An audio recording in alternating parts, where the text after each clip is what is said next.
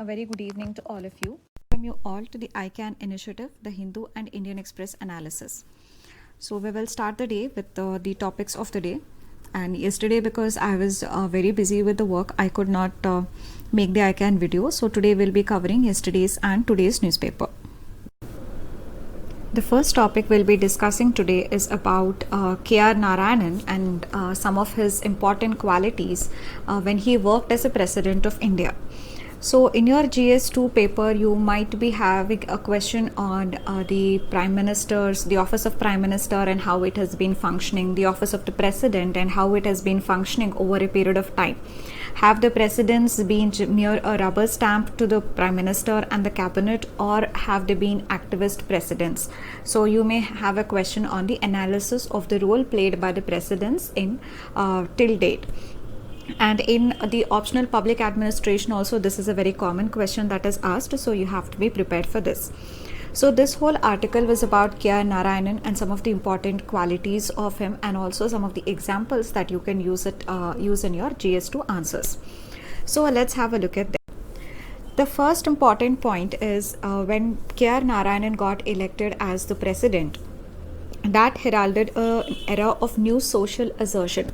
The reason being, K.R. Narayanan was the first Dalit president to be elected as a president, and also he got elected with an overwhelming majority. So there was he in fact got the highest percentage of votes, and he got selected as a president. So this set a stage for a new era of social assertion, as he was the first Dalit to ever become a president. The second important fact about him was the scientific temper that he always had. So this is demonstrated by a simple example that you can use in your essays and also in your ethics case studies, or the part A of ethics also. So one example for where he displayed his scientific temper was when he was occupying the office of Vice President of India. He shook hands with the people who were infected with the HIV.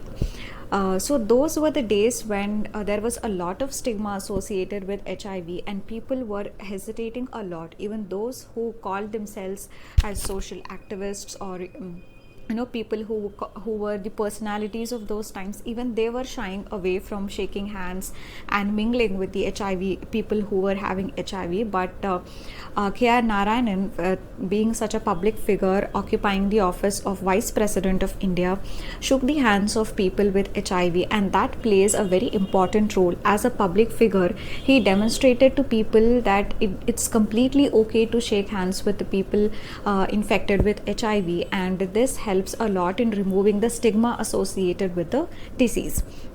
So this can be used as an example in your ethics also, how the influencing can be done, how people can be influenced by some of the personalities and some of the greatest leaders. So this can be quoted as an example. And also this points to the humility of the president, and also the scientific temper that just by shaking hands with people with HIV, one person is not going to be contacted with the disease. The third important example about K.R. Narayanan was his how relentlessly he worked for upholding the spirit of the Constitution. And this is exemplified by an example when he was the president. I.K. Gujral's government was there in the center, and I.K. Gujral government wanted to invoke Article 356, which is the president's rule in the state, on Uttar Pradesh. So in Uttar Pradesh during that time, Ramesh Bhandari was the governor, and it was a Kalyan Singh government in Uttar Pradesh.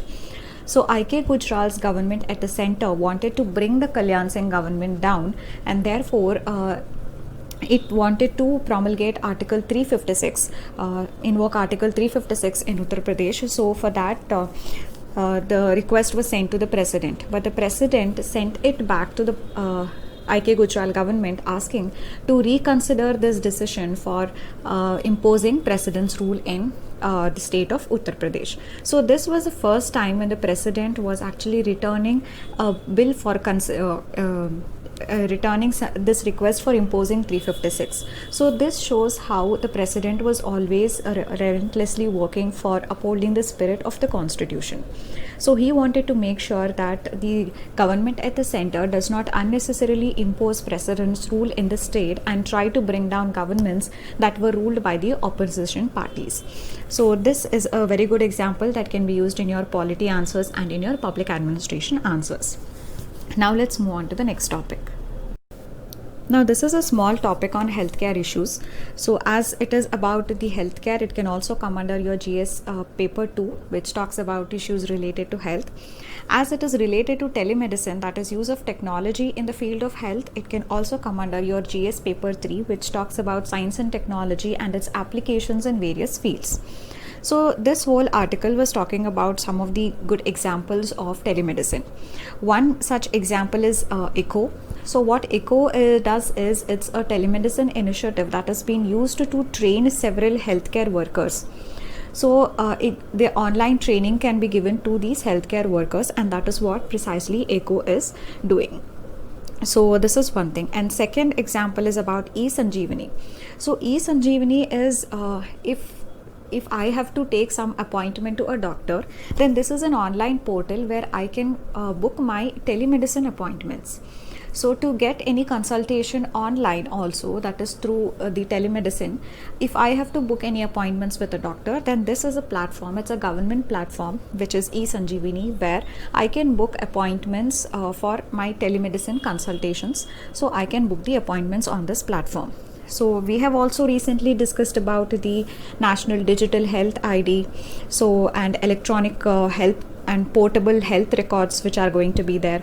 So you can go back to the previous ICANN videos to check about the National Digital Health ID, which gives the advantage of portable health records, and that in turn has multiple advantages. So this is about the two examples that you can quote under the telemedicine initiative, and definitely one of the important reforms in the healthcare sector is to bring in more technology. Last week we considered a broad question about what reforms must be brought about in the healthcare sector. One reform is definitely to integrate more technology so as to make the reach of the healthcare initiatives more widely to the people in the nook and corner of the country. And one way to do that, of course, is by using telemedicine initiatives, and these are the two examples that you can quote in that. Now we move on to the next topic. The next topic we'll be discussing is about the gender related issues. So this can be a part of your women related issues and society as part of your GS1 syllabus, or anything that's related to vulnerable sections like the women, which can be a part of your GS2 syllabus as well. So this whole article is giving a couple of examples of how important it is for the women to participate in the economy. So this begins by quoting a data from the International Monetary Fund. IMF data says that if women were to participate at a similar percentage as the men are participating in the economy, then India's GDP is going to increase by 27%. So if women were to participate in the workforce as an equal amount to men, then India's GDP is going to increase by 27%. So therefore it becomes utmost important for us to include as many women as possible into the economy, to integrate them in the economy and enable them to participate in various economic activities. So as a part of this, several initiatives are being taken. One such example is Disha. Disha is an initiative that is done by UNDP, which is United Nations Development Program, and in this Disha initiative, UNDP is also being supported by IKEA. So these two have now joined hands to under this program Disha. So Disha is about giving skill and vocational training to both the women as well as the girls, so that whatever skills and vocational education they get, they will use it to generate jobs in their local environment itself. So it is something that is related to generation of the local jobs, and this is very important because they can stay wherever they are, the women and the girls can stay wherever they are, and they can still have and learn those skills which can make them employable in their own local economy. So this again has twin benefits. One, that women are getting skills and it will contribute towards their economic empowerment, and two, also that they are now being absorbed in the local economy itself, and this will in turn boost the local economy also. So this is kind of giving a boost to the local economy, which is another advantage of this initiative. So this is Disha by UNDP and IKEA. Next is about the solar technicians. So this is an initiative by UNEP, which is United Nations Environment Program, and this is also supported by SEWA, which is Self-Employed Women Associations under Ela Bhatt. So under this program, what's being done is it is going to train a cadre of 15,000 women. These 15,000 women will be trained to be what are called as solar technicians. So in some of the remote corners in villages, etc., the solar pumps and solar heaters, etc., are being deployed. So now these women are going to be trained in how to maintain these solar pumps that have been installed. So once the solar pumps are installed, definitely it will call for maintenance, and because as the solar pumps are being used, it will lead to some amount of wear and tear, and maintenance is going to be necessary and important. So these women are now going to be trained in how to maintain the solar pumps that have been installed. Now this again leads to a triple benefit. One, that it is going to train the women to become solar technicians, so it is definitely leading to women empowerment, and two, it is also kind of leading to more absorption of renewable energy, and it will help us reduce our overall carbon footprint. So because we are migrating towards solar pumps, so that is very much important for our movement towards the renewable energy and to reduce our carbon footprint. So definitely it has an importance when we talk of climate change and the need to reduce our dependence on fossil fuels. The third important benefit out of this is that it is going to contribute in our energy security also, because nowadays we are dependent a lot on fossil fuels, and we also need to be energy secure in the future. So we have to reduce our dependence on fossil fuels, and we have to move towards these alternative renewable sources of energy. And India is a country that is that requires a lot of energy because it is a developing country. So this is also going to contribute towards energy security. So these are the important initiatives that were spoken about in this particular article, which talks about how women can be skilled and trained and made them to attain such skills such that they can be absorbed in the local economy itself. So that leads to the empowerment, economic empowerment of women on the one hand, and also the development of an economy on the other hand. So this was about this article. Now we move on to the next topic. Next topic is about India-Myanmar relations. It is bilateral relation, which is a part of your GS2 syllabus. So this whole article was about the various kinds of outreach that India has been doing towards Myanmar. And in fact, it's a revision of a previous discussion that we have already had on India-Myanmar relations, which was more detailed.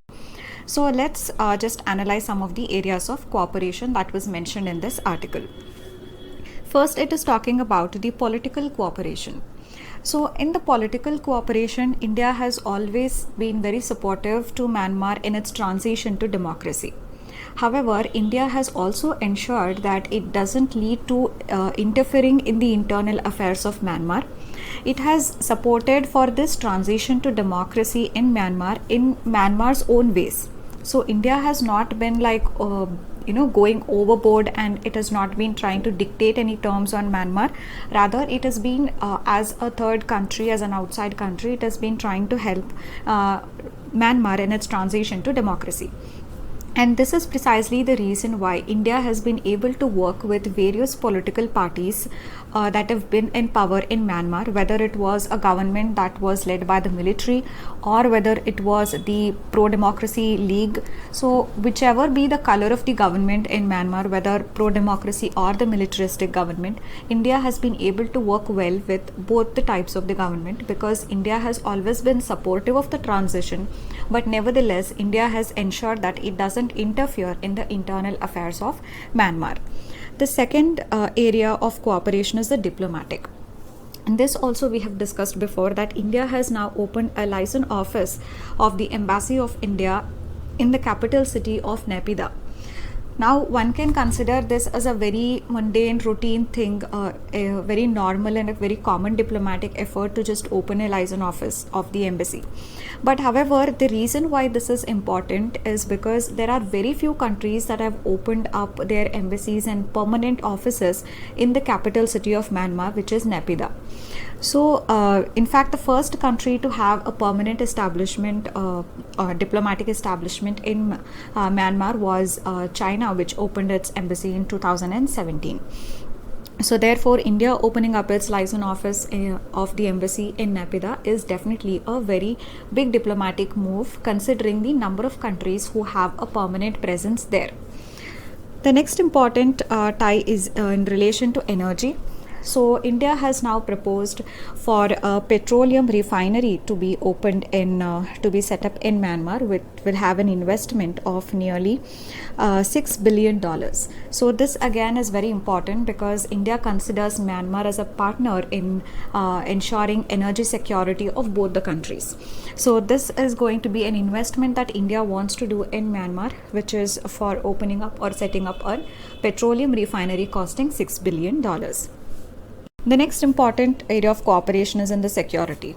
So, security between at the border is very important because India-Myanmar border is a hotspot through which there undergoes arms smuggling, human trafficking, drugs being smuggled across the porous borders, and several insurgent activities are happening at the borders because Myanmar has also been a shelter for many of the insurgent groups that are operating in our northeastern states. So, in this regard, Myanmar has always been very cooperative with India. It has even returned to India some of the insurgent groups that have been operating there, and it has been handed over to India so that India can take action on them. And they have also been working hard to seal these porous borders so that the arms, drugs and human trafficking doesn't happen. So that is why, and both have also decided and they have agreed that they will not let their territories to be used for those activities which may be inimical to the interests of the other country. So that is how is a security cooperation between the two countries. And the last is a humanitarian aspect. Now we know that these Rohingya refugees have been infiltrating or they have come to India also and Bangladesh also from Myanmar. So on the one hand, India has never turned the refugees right from the border itself. Several lakhs of Rohingya refugees have crossed the border and they have come to India. They have been given shelter in various refugee camps and they have been given food and other medical assistance which is required for them. But at the same time, India has balanced its interests because it will have to balance its relations with Bangladesh and Myanmar both. So that is why what India has done is, on the one hand, it has considered the humanitarian aspect of it, and it has given food and medical assistance to several Rohingya refugees in India. But at the same time, it has also followed the policy of ensuring a safe, sustainable but speedy return of the people who have been displaced from Myanmar. So these are the various areas of cooperation that were discussed in this article regarding India-Myanmar relations. Now we move on to the next topic.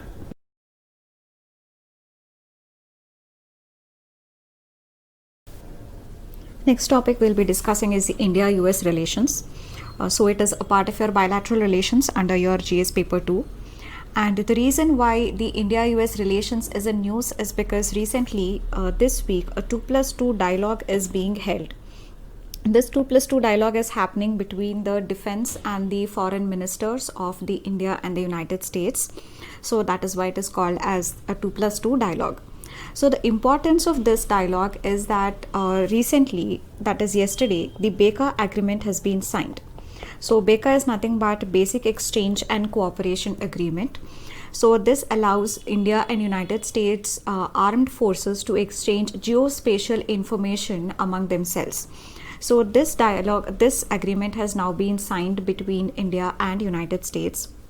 And this is very important because this was the last agreement among the foundational agreements that was left to be signed between the two countries.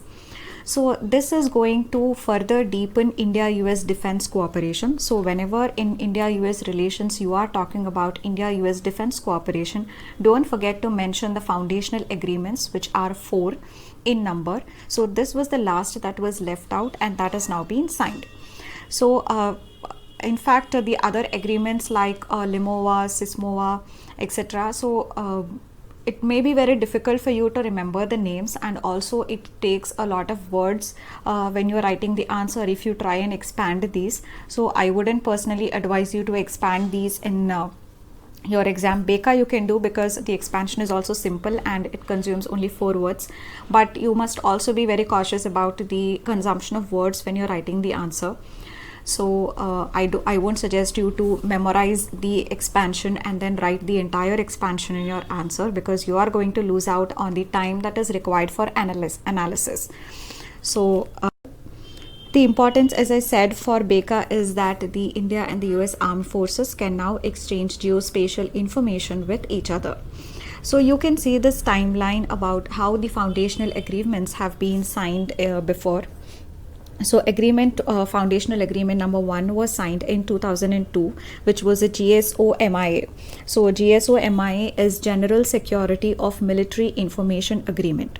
So as the name itself suggests, any military information that the US has exchanged with India, that has to be protected, and that shouldn't leak to any third country.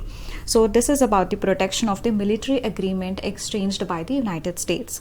That was GSO-MIA, that was signed in 2002.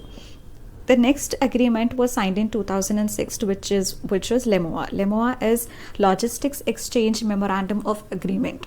So this enables both the armed forces to make use of the basis of the military bases of each other countries for providing some logistics support. Logistic support means that it doesn't mean that the United States is going to station its armed forces. There is going to be the armed presence on the Indian military bases. That is not the case. It is just that if the US tanks have to refuel, for instance, so if any HADR activities need to be performed, then that will all require a lot of logistic support. So this logistic support is going to be provided by each other's bases. So that is what it means. This is about LIMOA. In 2018, COMCASA was signed. So COMCASA means Communication Compatibility and Security Agreement. So again, COMCASA, which is this means that the weapon platforms which both the countries are using, the other country will have to be communicated about the same.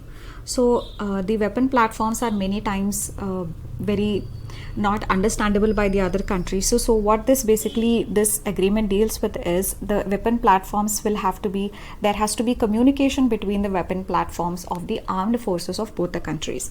So this is what COMCASA is dealing with. So now it is BECA, which is talking about the exchange of geospatial information between the armed forces of both the countries.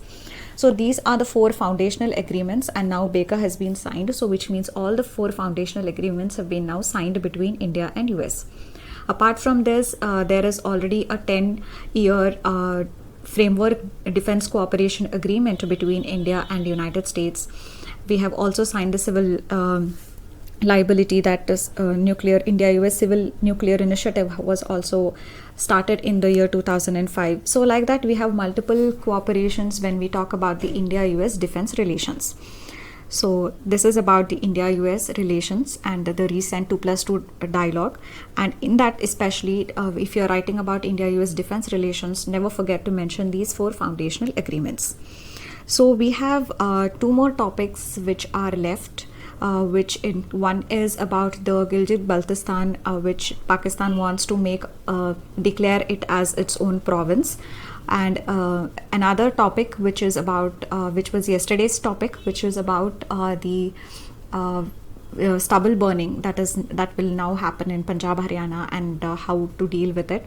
So these 2 topics are remaining, and because tomorrow we will be discussing just one day's newspaper, I'll take up these 2 topics with tomorrow's newspaper, so as not to lengthen the video today, because if I discuss both those topics, then today's video is going to be very lengthy, and tomorrow it may be possible that there are no important topics in the newspaper. So let's make it like 1.5 newspapers for today and 1.5 for tomorrow, so as to manage the length of the video. So those two topics I'll be taking up with tomorrow's newspaper, and today we have discussed yesterday's and today's newspaper except those two topics. So there are topics which the question that you must be answering today is, the office of President of India is an important, powerful constitutional office. Critically analyze this statement. It's a 10-mark question for to be written in 150 words. And regarding the CBI question that we had asked day before yesterday, I read all of the answers that was put up in the comment section. I found Bud Shabir, Hum Tum Ek Saath and Abhishek Nair's answers to be really very good, very well structured, categorized, including multiple dimensions, and also making sure to include the names of committees and judgments. So that is very good. You have already taken care to mention about the parliamentary committee, LP Singh committee, and judgments like Vineet Narayan and so on. And also you have for each of the points you have tried to come out with examples and quote that along with examples.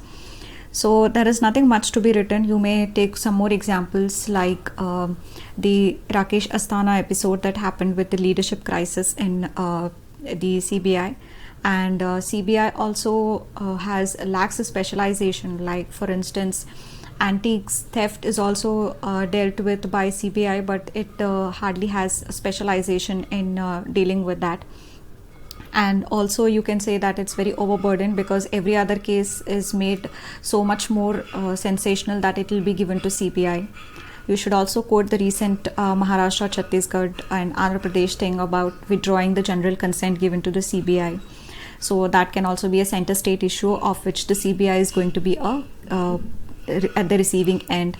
Then some of you have also mentioned about a comparison of the FBI of US, which is very, very nice. So you should do that comparison. So apart from that, I think you have covered everything pretty much well. You have started off with the basics, writing about how it came into formation, how it was started, and even in the way forward you have written very good things like it should have a separate legal banking and how it should be reorganized, how there must be more specialization, relation with the Lokpal should be more organic. So you have spoken about all of that. The directors selection, they must have a security of tenure, and they must also the CBI must enjoy the same protection like the CAG and EC. So all of these suggestions are very, very good suggestions. So I think you have pretty much covered the answer really well. So please do write this answer also, and write as much as possible. Important from the point of view of exam. India's UN journey we have already covered. Then GST and the issue between the center and the state on GST compensation and dues also has already been discussed. Then Pakistan now still will continue, and the grey list of FATF, that also we have already. Then India's DISCOMs. So this topic was important, but all the content of this topic we have already discussed previously. In fact, on the ICANN platform, we have discussed the issues related to DISCOMs twice, which is very holistic and comprehensive. Go back to those videos and revise if possible. That will completely cover your DISCOM topic. So next, there were others which were not important. So that is it for today. Thank you.